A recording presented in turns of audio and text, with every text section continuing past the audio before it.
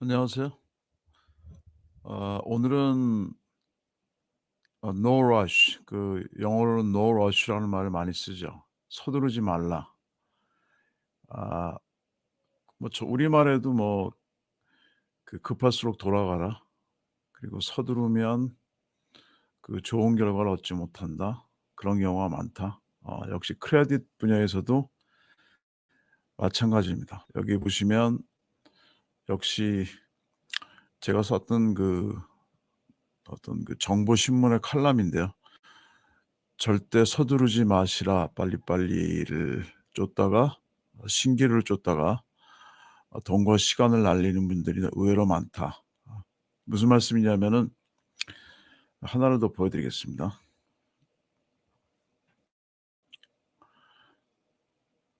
이 내용은 아 30일 안에 크레딧 점수를 800 점까지 만들어 주겠다는 광고 문구입니다. 인터넷에서 제가 찾은 건데 지난번에도 한번 말씀드린 적이 있는데 30일 안에 무조건 800 점을 만들어 준다? 물론 그럴 수도 있습니다. 한 1% 에서 5% 정도의 확률? 그리고 저에게 서비스를 의뢰하시는 분들은 대부분 크레딧에 문제가 많으시기 때문에 30일 안에 어떤 문제가 모두 해결이 되고, 그리고 크레딧 점수를 무조건 800 점까지 올려주겠다는 거는 거의 신의 영역입니다. 상당히 기대하기가 어렵고 실현 가능성이 높지가 않습니다. 그 대신에 인제 저희가 주로 말씀드리는 상담 내용은 그 일단 크레딧에 문제가 생기면 어떤 문제가 있는지부터 분석을 해야 되고요. 그리고 그걸 어카운트별로 하나둘씩 찾아서 현실적인 어떤 대안을 마련하면서 해결을 해 가야 되겠죠. 근데 일반적으로 걸리는 시간은 한 30 일에서 한 3 개월에서 한 6 개월, 최소한 그 정도의 시간이 필요합니다.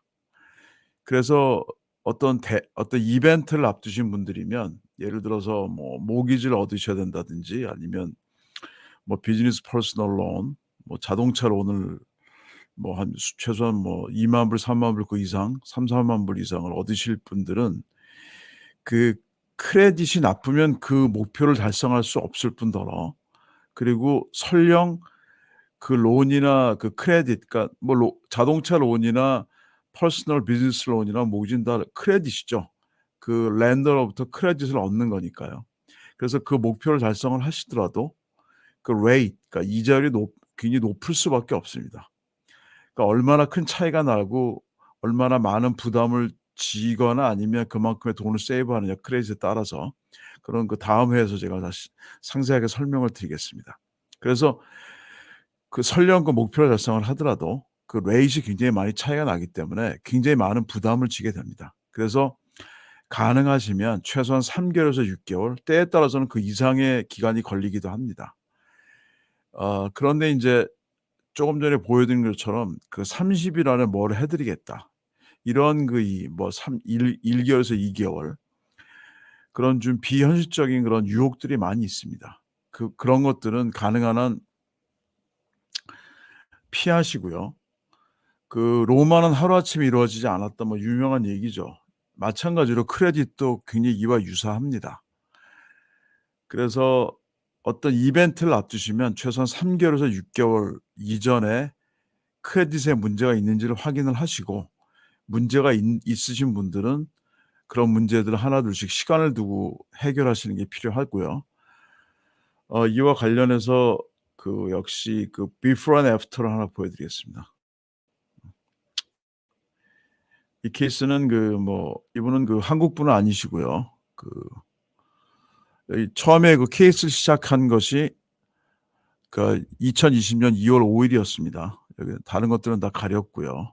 이분은 1994 데이트 오브 버스 다 가렸고, 연도만 제가 보여 드리겠습니다. 그리고 페어팩스에 살았고, 롤랜 하인, 캘리포니아, 버지니아, 아니면 플러싱, 이런. 그다음에 여기 보면 플러싱도 있네요.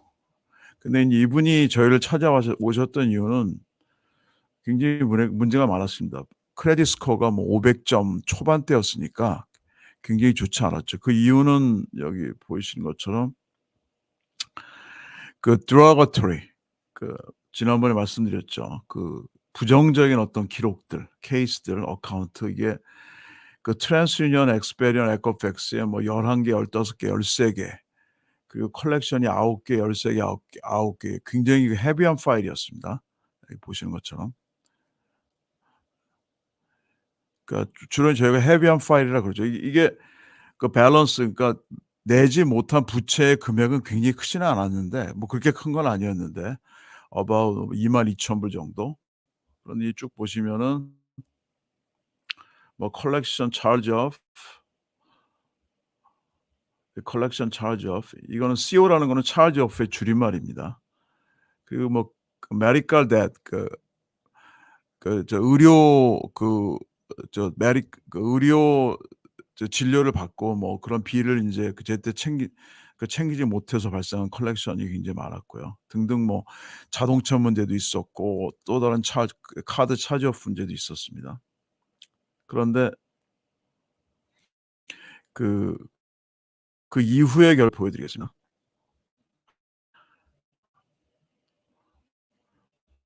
같은 분이고요. 이건 인제 한 1년 정도가 지난 이후의 기록입니다. 뭐 롤랜, 1994, 같은 분이고요.